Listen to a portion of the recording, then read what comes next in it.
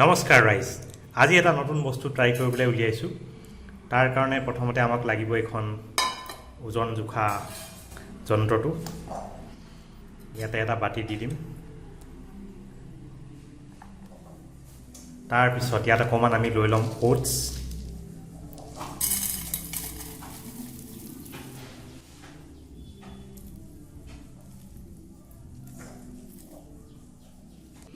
প্ৰায় 20 গ্ৰামমান লৈ লৈছোঁ আৰু এতিয়া এই ওটছখিনিত অকণমান পানী দি দিম।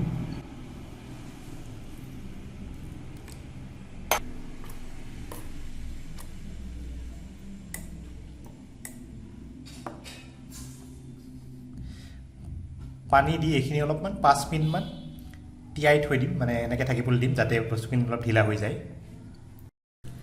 ওটছখিনি অলপ ঢিলা হয় মানে এটা পিঁয়াজ এনেকৈ সৰু সৰুকৈ কাটি ল'ম।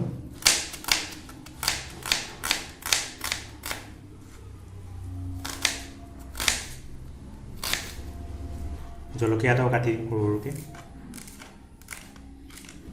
আপোনাৰ জলকীয়া বেছিকৈ দিব মন গ'লে দিব পাৰে। ইতিমধ্যে ওটছখিনি 5 মিনিট তিয়াই থোৱা হৈ গ'ল।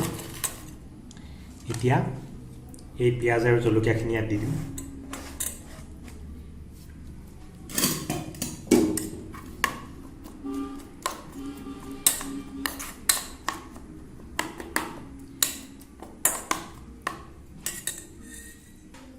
তাৰপাছত ইয়াত এটা কণী ভাঙি দিম। মানে আচল কথাটো হৈছে মিঠা ওটছ খাই খাই অলপ বৰ লাগি গৈছে, গতিকে ওটছেৰে আজি আমলেট বনাই খাম বুলি ভাবিছোঁ। কণীটো ভাঙাৰ আগতে ইয়াত নিমখ আৰু হালধি দি ল'ব লাগিব। ইয়াত দি দিছোঁ জোখমতে নিমখ আৰু হালধি। এতিয়া কণীটো ইয়াত ভাঙি দিম।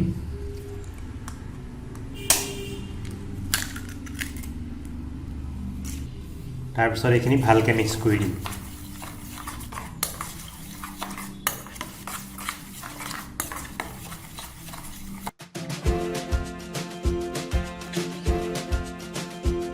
এইখিনি ধুনীয়াকৈ মিক্স কৰা হৈ গ'ল। এতিয়া গেছত জুই জ্বলাই ওটছৰ আমলেটখন বনাম।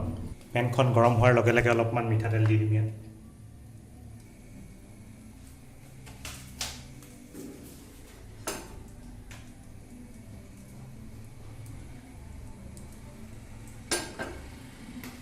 তেল গৰম হোৱাৰ লগে লগে জুইটো কমাই এই মিক্সাৰখিনি ইয়াত ঢালি দিম।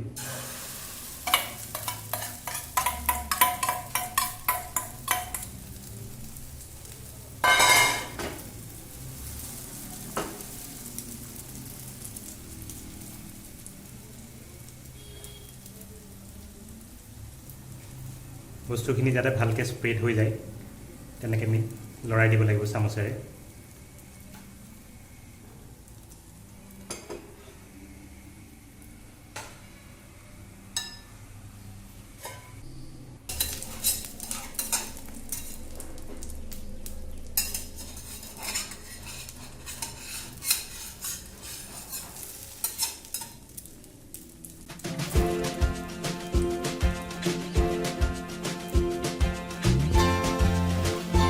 লৰাওঁতে অলপ সাৱধানে লৰাব লাগিব, কাৰণ বস্তুটো অলপ হেভি হৈ গৈছে ওটছখিনি দিয়াৰ কাৰণে।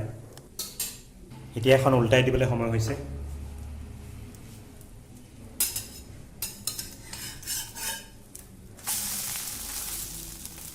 অলপমান খেলি মেলি হৈ গ'ল এইখিনিতে।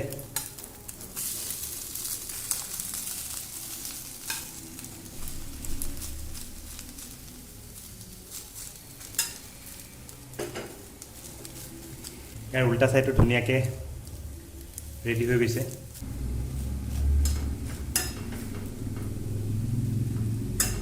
প্ৰায় 1-1.5 মিনিটমান সেইটো ছাইডো ফ্ৰাই কৰিলোঁ। এতিয়া আমাৰ এখন ৰেডি হৈ গৈছে। গেছটো নুমাই পিনে এতিয়া প্লেটত ছাৰ্ভ কৰিম। এইখন যিহেতু অলৰেডি ভাঙি গৈছে, উল্টাওতে আৰু ভাঙি মানে প্লেটত ছাৰ্ভ কৰোঁতে আৰু ভাঙি যাব পাৰে, গতিকে এইটো এটা বেলেগ এটা পদ্ধতিত মই প্লেটত ল'ম।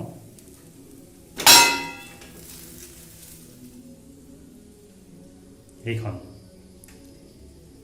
যদি উল্টাই দিওঁতে অকণমান ভাঙিলে তথাপি বিৰাট ধুনীয়া হৈছে দেখিবলৈ। ইয়াৰ লগে লগে আমাৰ আজিৰ এই ওটছ আমলেট খাবলৈ ৰেডি হৈ গ'ল। বিৰাট ধুনীয়া হৈছে। আপোনালোকেও কেতিয়াবা বনাই চাব এনেকৈ। আশা কৰোঁ আজিৰ এই ছুটিৰ ৰেচিপিটো চাই আপোনালোকে ভাল পালে।